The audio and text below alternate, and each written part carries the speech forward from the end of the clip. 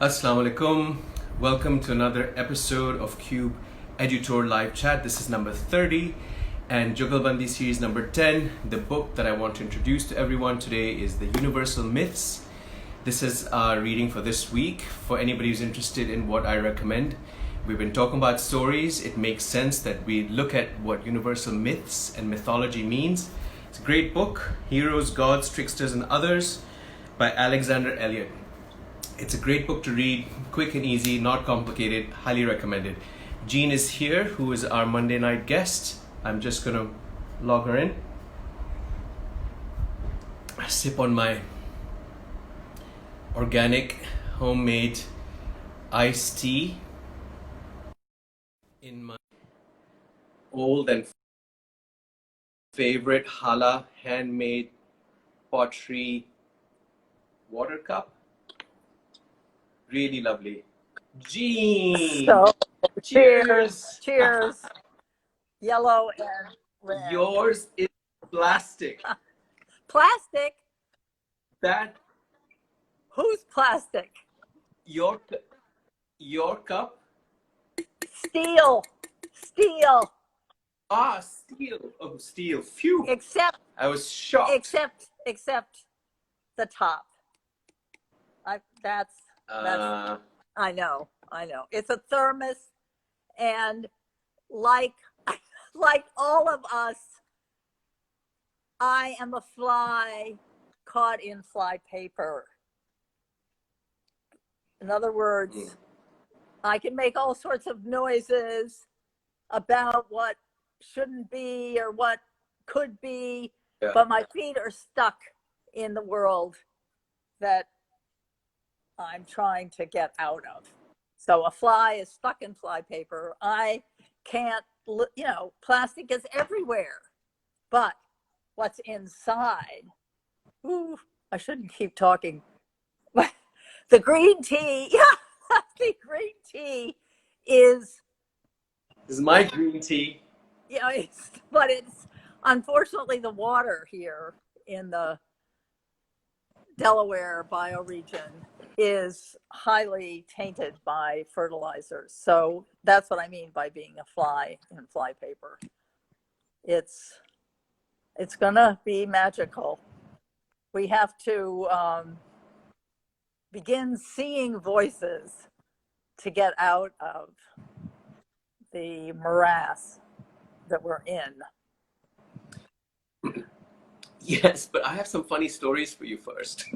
Oh, yeah. Funny stories from the last 24 hours.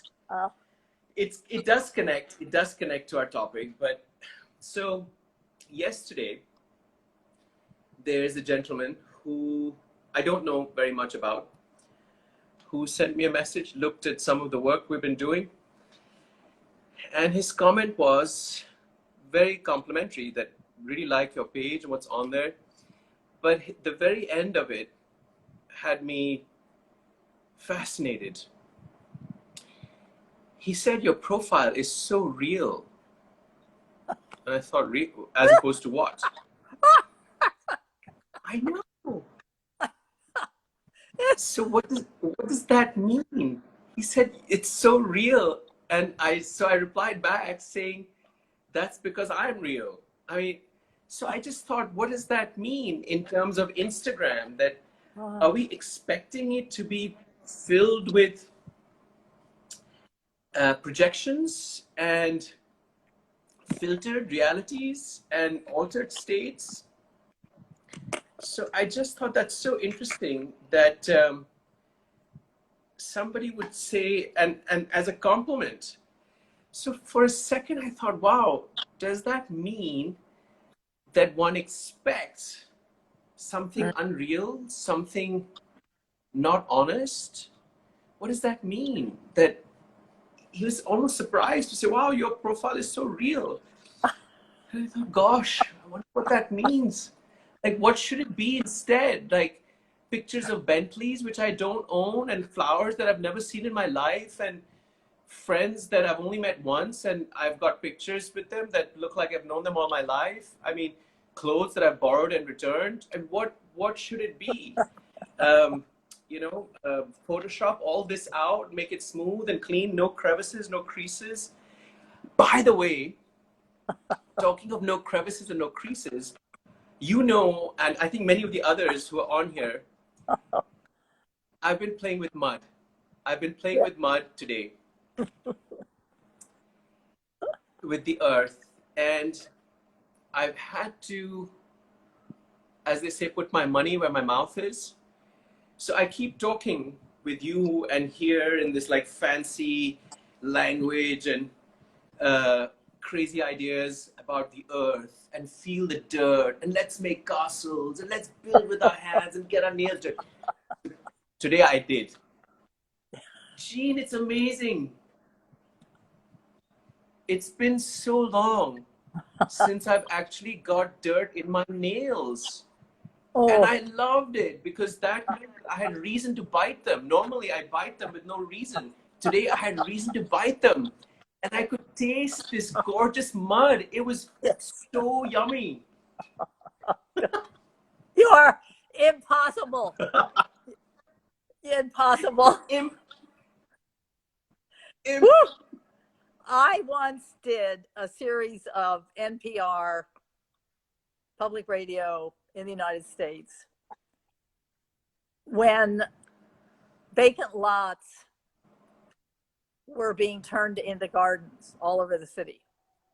So my colleague and I, Paul Gorman, we thought, well, let's go and interview the people working in these gardens, making these little tiny lots, which were, you could get insurance for $1 from the city. There were over 1,000 in the city.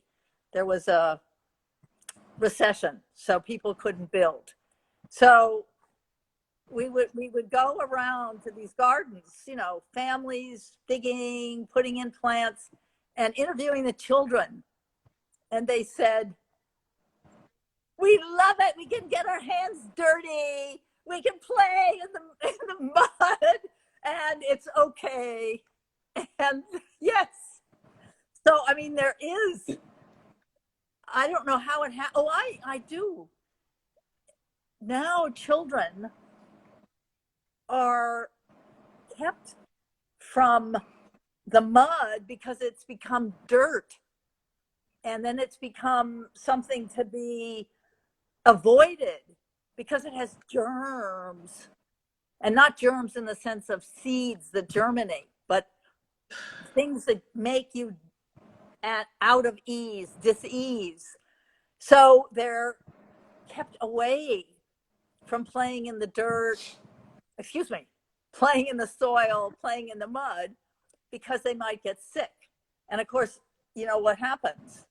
Then their immune system is not very strong, since there was a time when everybody played in the mud because we all lived in non-urban environments. And I'm talking about, obviously, maybe not obviously, I'm not talking about my youth. I'm talking about several hundred years ago. People might get the wrong idea. So now we've made children, yes, they do get sick if they play in the mud because their bodies aren't harboring a lot of the microorganisms that you get when you play in the mud. They go in and they strengthen you and they become, it's a kind of back and forth. So, and Carl Jung, he had a breakdown early on. He had teenage children, so it was early on in his long career. And he began, talk about seeing voices. He began in the house, everything would be rattling and moving, but there was nobody moving it. And he basically withdrew into the family, started playing in the sandbox, started playing, and he kept a journal. And his family, after he passed many years later, he came back, he became the Carl Jung that we know, and all the incredible understandings of the human psyche. And his family wouldn't let what was called the red books, his journals, be publicly available. until maybe 10 or 15 years ago. And in those books, while he was playing in the sand being another kind of soil, he imagined all the things that he later spent his life helping the rest of us understand. So that vital playing, you were playing, you didn't know what would happen. What nerve on the day you're going to be publicly available. Because I did think that whoever sent you this, I love this person, I got to have my hair done, that Yes. When this person said that I was, quote, real, what were they saying about you? No, not about us. They'd gone into my my Instagram profile, not the Cube one, the Zain Mustafa one, of all my pictures. And one goes through it and you like some things, you don't like some other things. Yes. And the comment was, you've got some great photos on there and you're so real. I thought, gosh, is that what we've been reduced to? That most people are not real? And I thought, what have I done wrong? I need to fix this. And I need to have pictures that are wasting digital archive space by telling people lies, by creating a fictitious version of me. What's the point of that? Although everybody's doing it. This person had an expectation. Well, apparently. And you broke through it. Yes. You broke through it. I failed. I failed him. You failed him? I failed him. I'm a disappointment because I'm real, and that's not what they expected. They expected me just like everybody else. So you're expecting to go through the layers of unreality to try and figure out what's really going on and what this person really is about. And all these photos have filters and all the colors are exaggerated and all the buildings are in these perfect frames. And my page is completely chaotic. I mean, it's no different than the way I think about things, and I put things down. I haven't planned it. There's no strategy. There's no agenda. It's just something that I think makes sense in terms of reflecting who I am. I plonk in. I don't think about what it's sitting next to or what's in front of it or what's behind it. It just gets dumped in there. Well, so it's real. The key, number one, it's not calculated, but more important, reflecting you. So how can you, it's the opposite of manipulation and fake news and trying to get you to buy something. You're playing, just like you were saying, you're playing in the mud, you're playing with whatever comes to mind, whatever you're feeling like doing. And what's really I'm taking in is we've been trying so to pay attention to how we're not limited by digital. So in other words, if we're going to use the digital, if we're going to use the live chat, if you're going to use your Facebook or your professional means of making yourself known digitally, how can we make sure we're outside of it? So this person said you are, and was shocked. You're real. Nobody's going to know what to make of it. But I mean, what the important thing is not only that you're real, but that somebody felt it. In other words, yes. The limits, I'm going like this because we're framed by this phone, but the limits of the digital, we're finding over and over again, can be overridden. So now I would add that one of the ways is not calculating, not manipulating, not wanting to present a certain image, but just playing. What are you doing? If somebody's interested, they'll come and look. but that's not your objective to be a certain way, like, let's say, an advertisement for your hat. So you put your hat on and you put it on the way you've seen the advertisements. That's not right. Don't put it on like that. No. Yes. See, now that's you. Oh, God. The other way, please. See, you just encourage it. You just encourage the impossible behavior. Impossible. Oh, I didn't plan it. I'm just having a good time on, like you said, an amazing, amazing day, an amazing time. And what else can we do? So I think we need to go back to listening to that mud that I was playing with. And it was really interesting because as I'm applying it, I'm not used to doing this. So it's all completely new to me. So I'm putting my hands in, there's no glove, there's no spatula, it's just fingers and it's nails.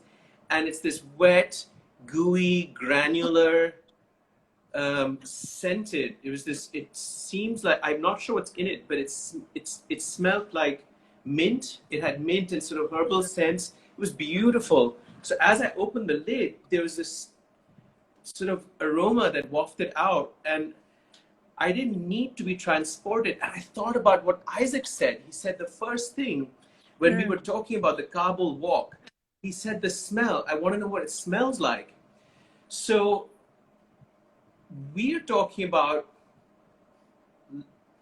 seeing voices, but there's also a smelling of the voice and a hearing of something else. So when I applied this, I could feel things happening. Obviously, that's what it's meant to do. But when I started, and it got drier, and my skin was like itchy, and I'm not used to it. I was beginning to feel like I was locked into something, and I thought, okay, this is just temporary. It says 10 minutes, you'll be free in 10 minutes. And then I went to wash it, and I thought, I'm just going to let the water do what it wants to do, and I'm not going to touch it. I'm not going to scrub it. I won't interfere. And it was so interesting because I kept thinking about our conversation with Isaac and this whole seeing voices, what you and I spoke about yesterday. Because the water went into my nose, the water went into my mouth, anything of mud that was here, the mud went into my mouth, it went into my ears, and suddenly the ENT was a disaster. There was water places it shouldn't be, and mud places it shouldn't be. And I was in the middle of making these videos, and I didn't want it to look awkward. I didn't want to be doing this and blowing my nose. But it was crazy because I just thought, what am I experiencing? I should be listening to this. I need to, like you said, open my heart. I need to listen to this. And there is something happening here between the water and the mud and my facial orifices and the sunlight coming in, so I'm not able to open my eyes.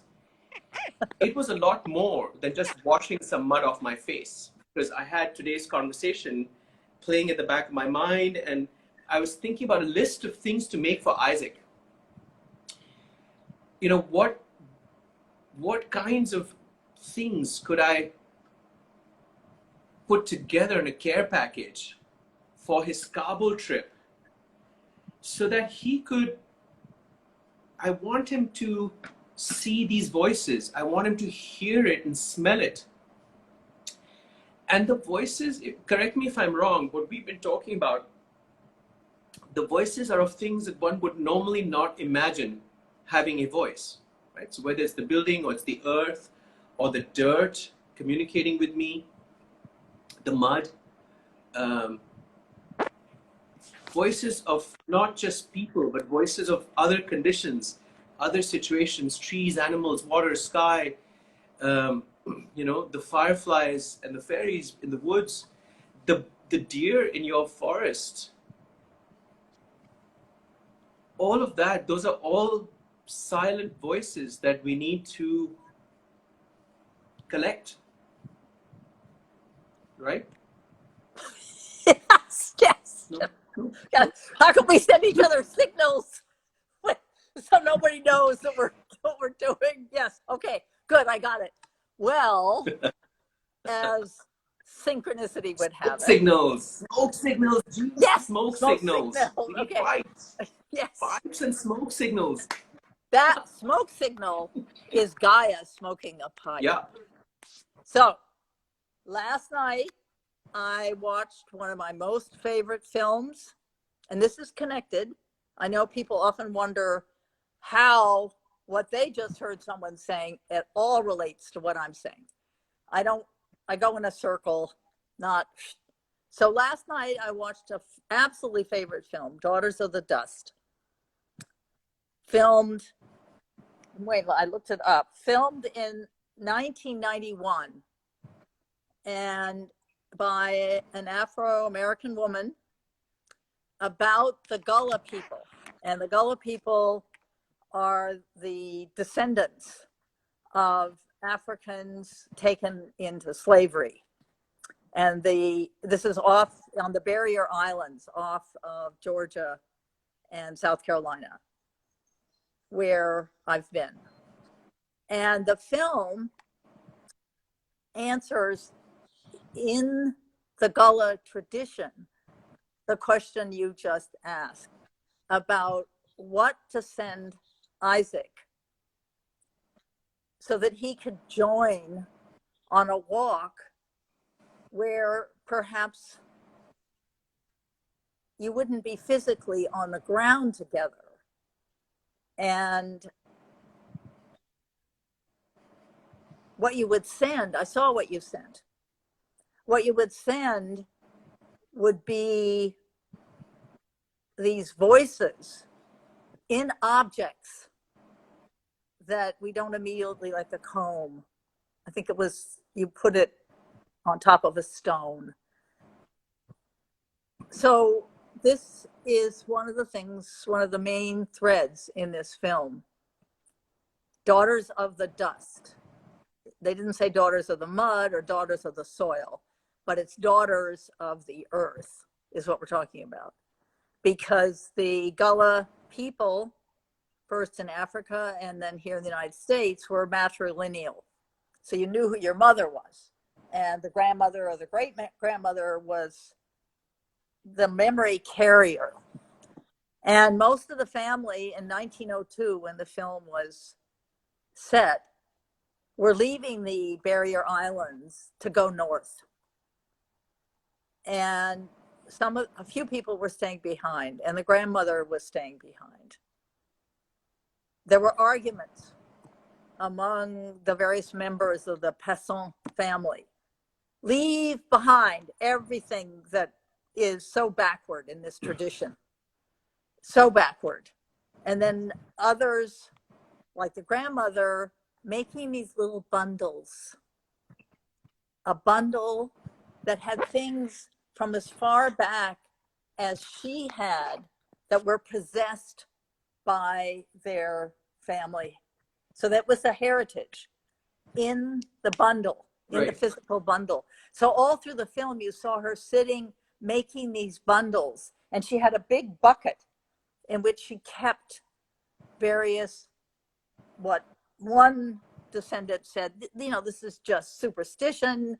There's nothing in there, wanted to throw away the bucket. We're not going to take it with us. And the flow, lots and lots of children. The slow movement through the film, and it doesn't move linearly, which is how Western stories usually move. You had unborn children talking about the future, about the past. You had scenes of the slaves arriving, and you had scenes of them mixing the dye, the blue dye that was made on these islands. I mean, so time was not, it wasn't linear, just like if you put your story into a linear format. It was all one. And these objects were one thing in the present. not, something you had to imagine was from the past. And by the end of the film, oh, it's so beautiful. It's so beautiful. Most of the adults, most of the children want to take the tradition with them. They want to walk north and still have that sense of family, which is multi-generational. So this seeing voices or tasting or smelling, I think it's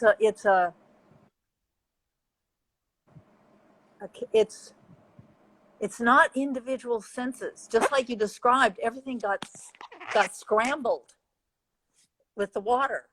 So, it's our language, it's our analytical mind wants to, okay, it must be my nose. Oh, well, smell affects what I taste.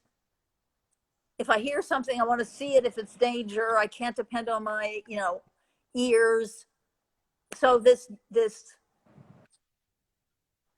seeing voices is like these objects, what you want to send to Isaac. And in it, in the feel of it, all these senses, but they're all united. Some people think this is what the word sixth sense means. That's when you unite it. You see right into it.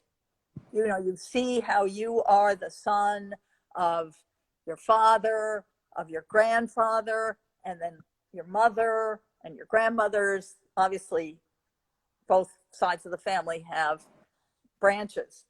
But what I'm trying to say is linear thinking, organizing, because it fits into this idea of progress. That's why the people going north wanted to leave all that behind. They believed in progress. And that's not the way life works in the mud. I just threw the ball to you. Take it. Yes. So I love that idea. So if this is it, I should create a bundle of stuff.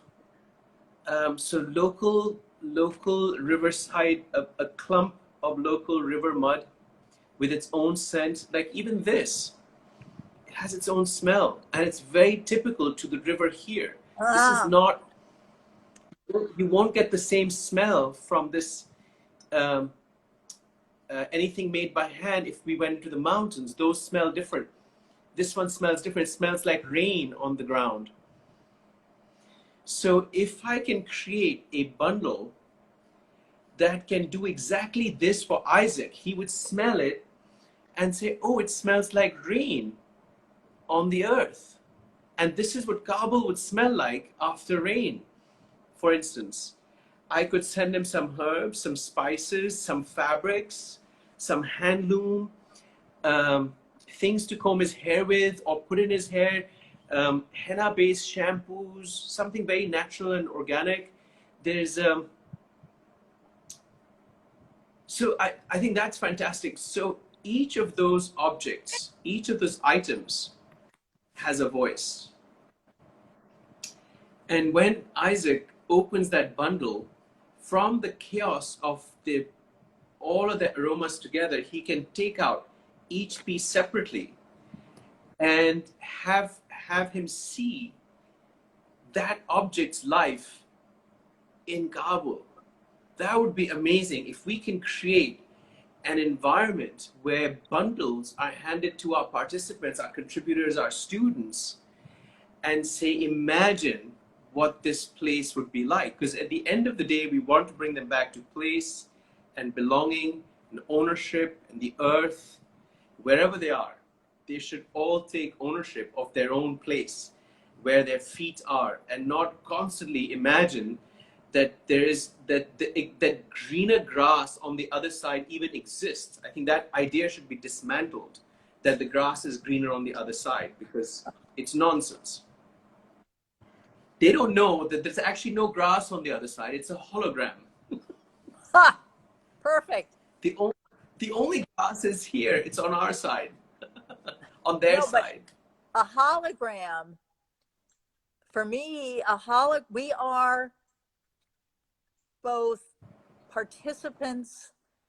The rain goes through us, the air goes through us, comes back around, the sunlight goes through us, the earth goes through us. So we are literally in, like you're saying, in a place and made of the place. You know, the soil is our skin, but we're also holograms.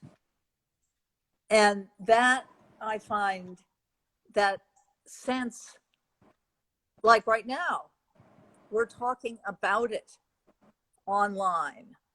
We've basically, space and time, where you are, where I am, they're gone. So we have to realize that we also have the ability to be a hologram of that place, which would be a voice of that place, so that you could understand when we're actually together on this place, quote unquote, the screen, that has made everybody imitative of each other, or distrustful, or feel manipulated, or trying to sell something. So I think when we talk about wanting to create,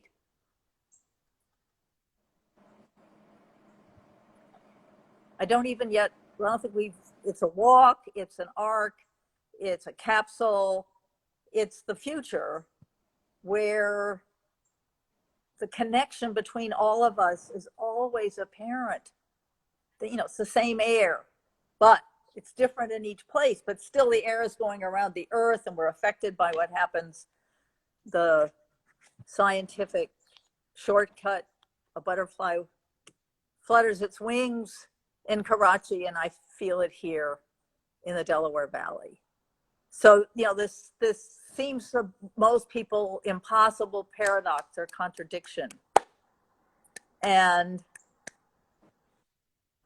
yes, people went north, from descendants of enslaved people went north. And this woman, Julia Dash, she's the first Black woman to make a feature film. It only cost $800,000. It won all sorts of awards. And 25 years later, it was restored. It was considered so valuable, because she wanted to make the voices, especially of the women in this patrilineal tradition, she wanted to make them heard. And that's the glory of our modern technologies. And the challenge is, like she didn't use modern structures of linear progressive, it's all buried in there. People don't realize that's what it means. But she wanted to use the structure of what it was she wanted to show. So I'm thinking about our collaborating in the fall together, and having people participating from different parts of the earth, and each of them, like the Lenape where I am, not familiar enough with their stories to say, well, what's the structure, and could I structure my relationship to them, which Julie Dash was trying to do in her film, in a way that carries their voice into the present. And you're also seeing. And the seeing is, you see unborn children dancing in the graveyards. You see things that are voices. She did both. I hope this is,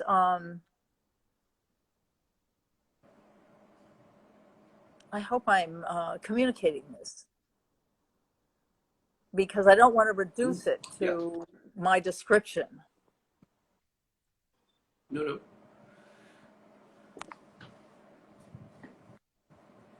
I'm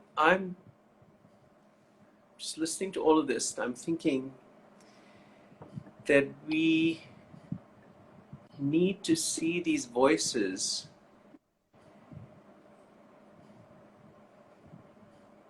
as participants in our own personal journeys.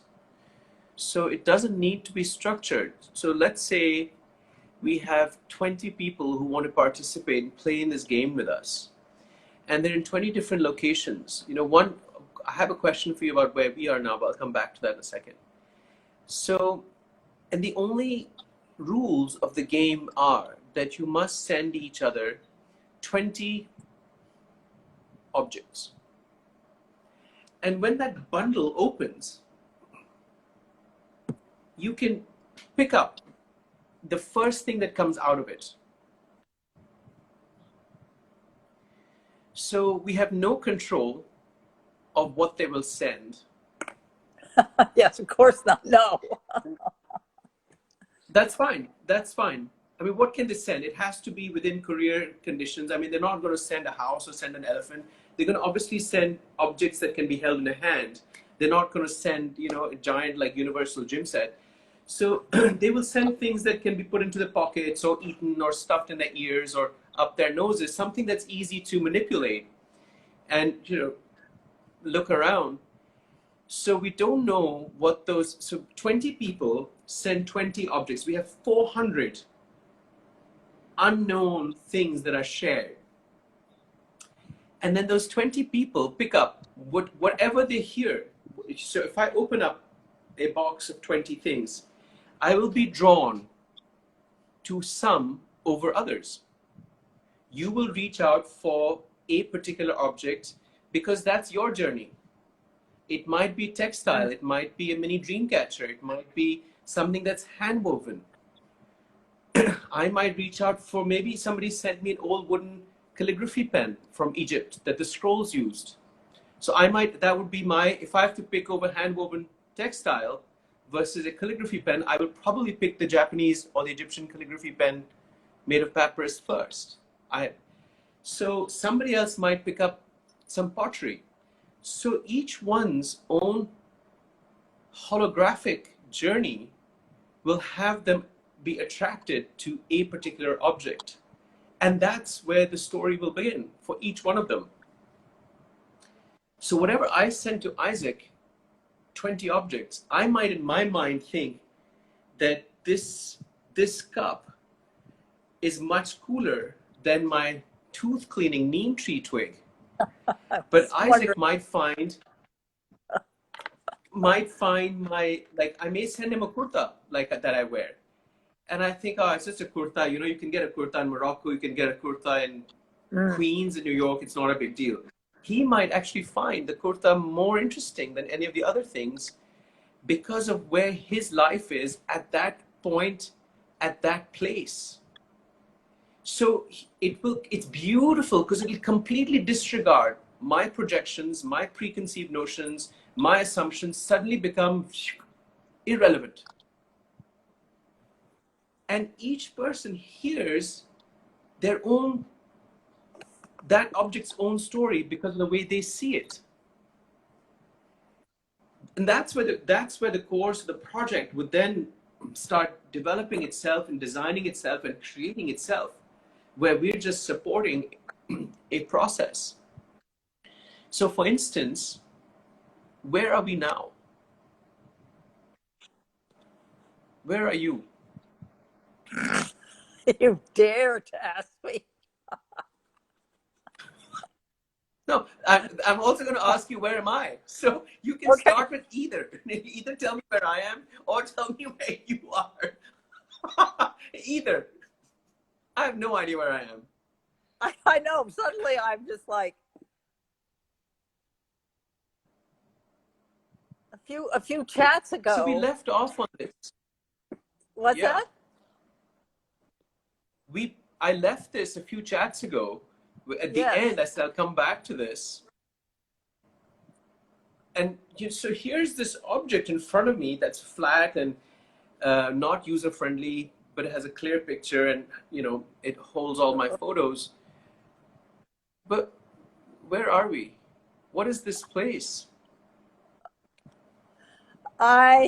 Today, when I walked outside of my barn, walked down and opened the door, I usually have an antler, a big antler and a jaw from a deer that I found out in the woods a long time ago. It sits over the light. And when I walked out, there it was on the ground, broken. Oh. So I was just thinking I could easily get 20 fragments of bone from that deer and send it to 20 people. And your question about where am I was stunned when I saw it on the ground, because it was important to me when I first came out here to really be here, not just occasionally, and walked in the woods. Nobody had been walking in the woods, so there were quite a few skulls. And every so often we'll find a whole carcass out in front of the house on the lawns. But that's very rare.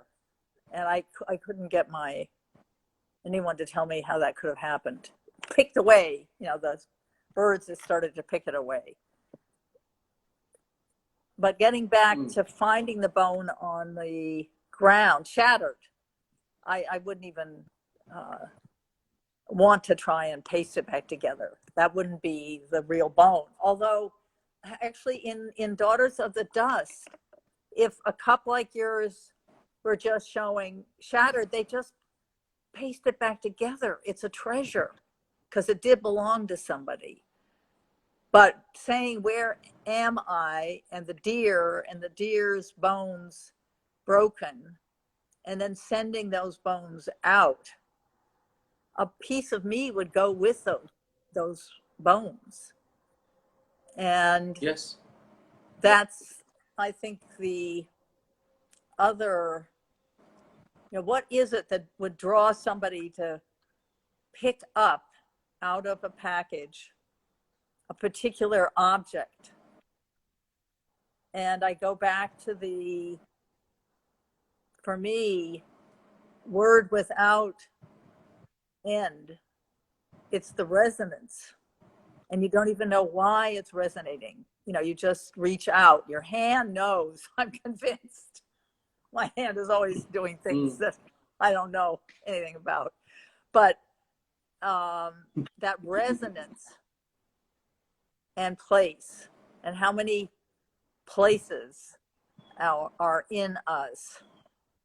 And I know I've been saying this to you now for a couple of weeks or so, ever since I heard Bob Dylan's new song, I Contain Multitudes. So maybe each one of those objects that you were talking about, sending Isaac, the mere fact of what you choose is an answer to where are you? Where are you, Zen?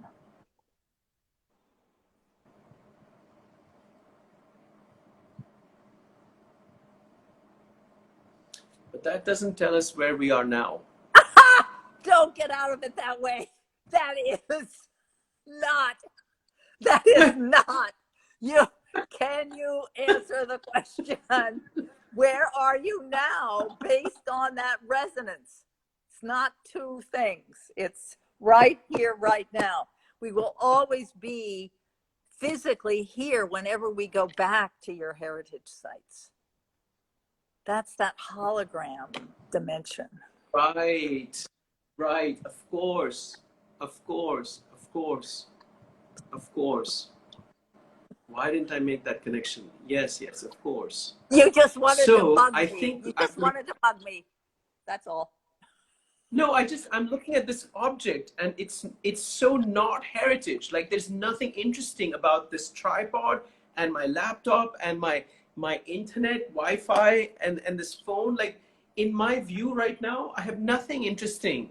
It's all technologies, functional. There's none of these things have a soul or a spirit or a story to tell, except that I keep touching them. So they've got my paw prints all over them. But other than my fingerprints, they're just these really like the only interesting thing near me are these two. But even this not so interesting. That's the most interesting thing. And I have a log.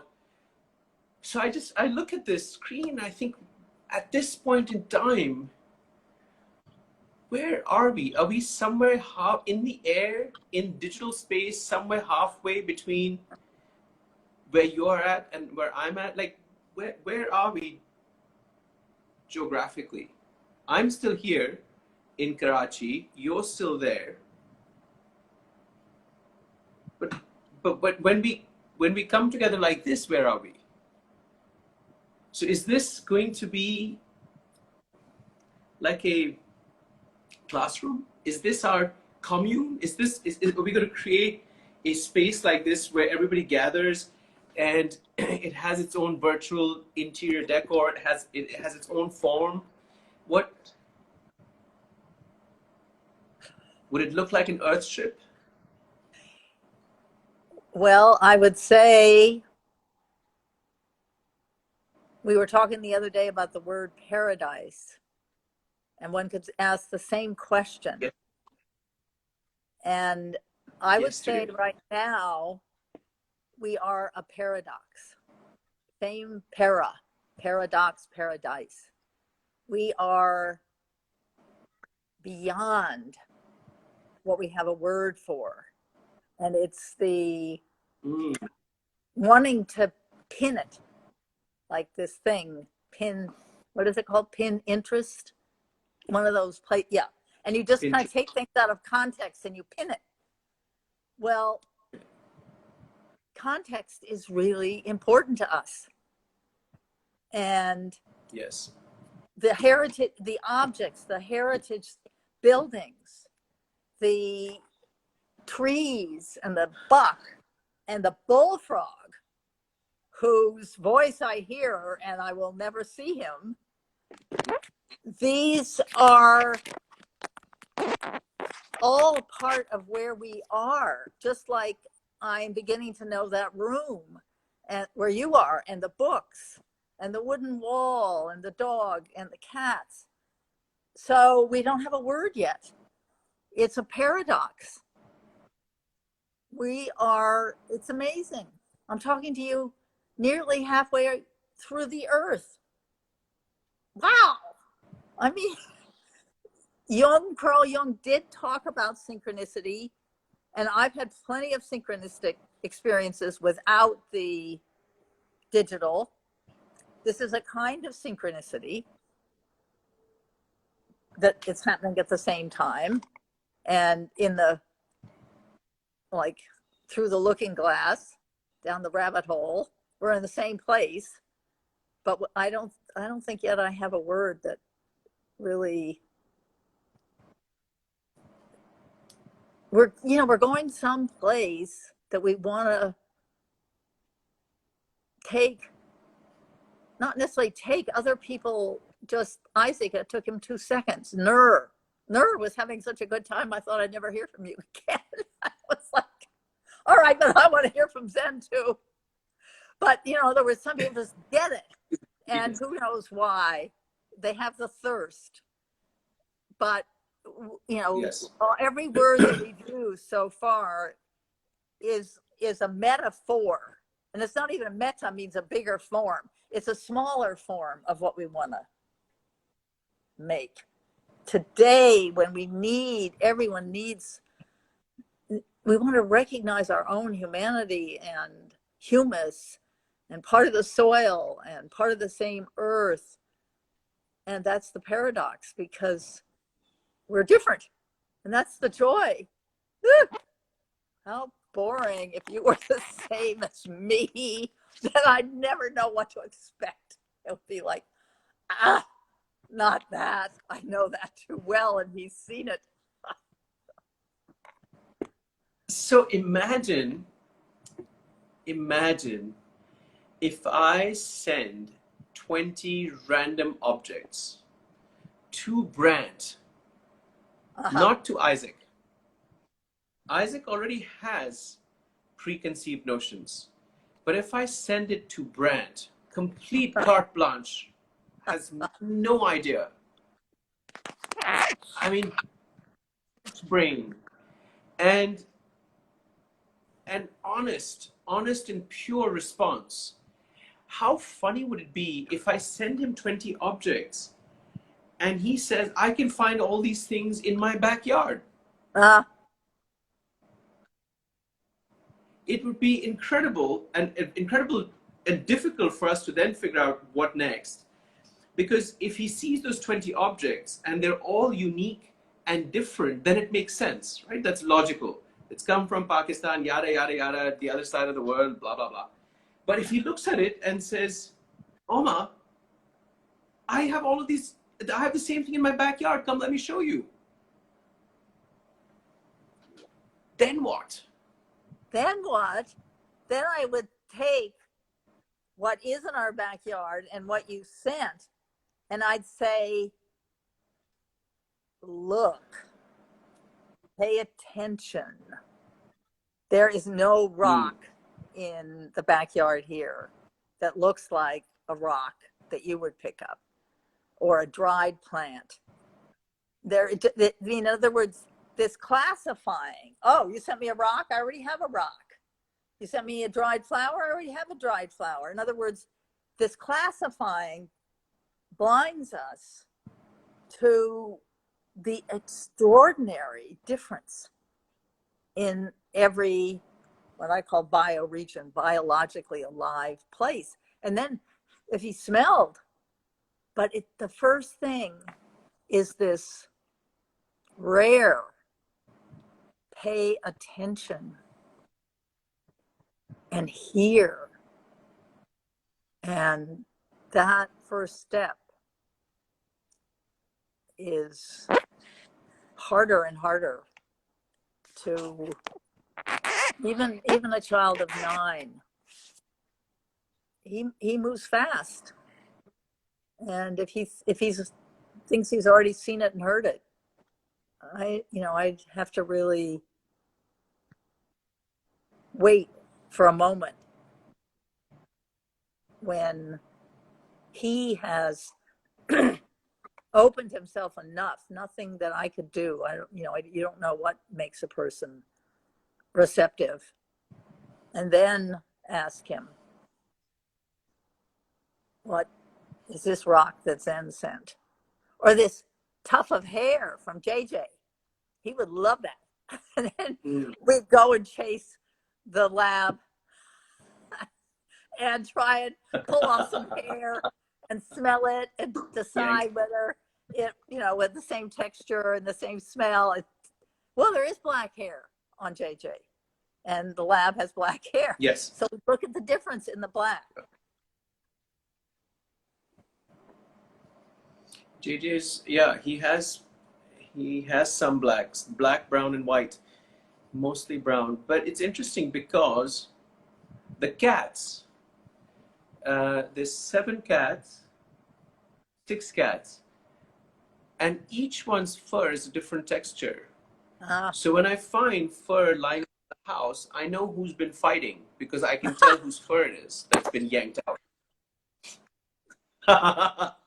Like, stop that misbehavior. There will be no violence in this house. There will be no animal abuse amongst the animals. Oh, yeah. Oh, that's wonderful. There's, I think it's, But I forgot. So sorry. No. I was just going to say that if Brant, if that's what he sees in terms of the voice of those objects, if the objects speak to him in a language where he thinks there's familiarity,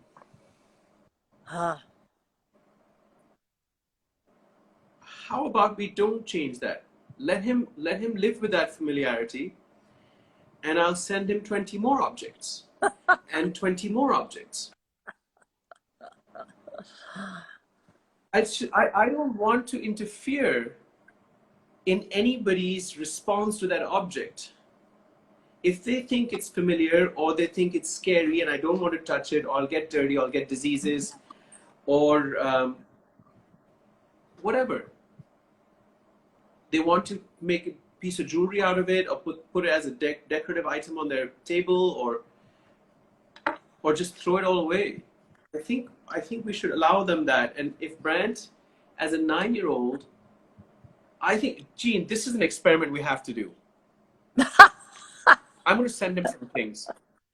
Good. And I when I said I have to wait until he feels receptive, that's what I was trying to say, what you're saying.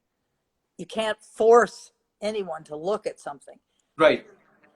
And that tuning to another person is, I think, exactly what you're talking about. And if they aren't open, you can't open them. You send them some more objects. And that's it. Because I think that we're going to be inhabiting a very fragile, delicate space. So it's very easy to arrive with human bodies at the body of an architectural heritage site. There's two bodies. They both meet. They see each other. They touch each other. They can squeeze and touch and feel. But some of that luxury and that privilege we will lose in the digital space. So 20 objects, 20 more objects, 20 more objects. We will have to keep trial and error systems to see what is it that triggers a pattern amongst 100 or 10,000 or 100,000 people. What are the types of objects they respond to? Something to eat, something to smell, something to touch, something to wear. And I think we'll start with Brant and Isaac and you. I'll send you 20 and things. me, and then you have to be part of this. No, there was something you just we should said, and it's almost, the hour's almost up, and the idea, the idea, it flew away. So I'm gonna have to wait until the bird comes back. I don't know. I'm speechless. I'm speechless. We have time. We have a minute. Okay, so we I went. think Go ahead. No, I was just going to say we're at the site. We're at the site, and oh yes, the key for me is we're all participating. This is a question, and it might be a question to anyone who's coming with us. We don't have the answer. We don't know.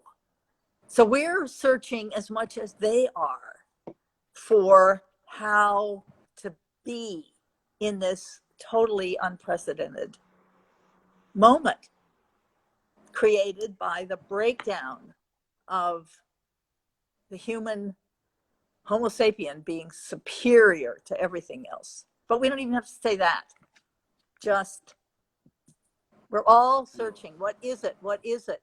And then that's when Brant really talks. You know, if I say to him, what are you talking about? 20 minutes later, he's still telling me. And if I even say, just a minute, what was that? There are all these words I've never heard before. Refer to a whole world that I'm slowly pretending, and in the course of pretending, he'll speak to me because I'm just there. So that works. I'm going to start thinking of what to send him, and I may start with a voice message and start with that and see what he thinks. Yes, because so on that note, we will say goodbye, and we'll catch up again, but it's time to fly. Yes. And we'll speak to you soon. Thank you. Have a great day. Thanks to the Edutour family for following us. Love you guys. Take care. Be safe. Thank you.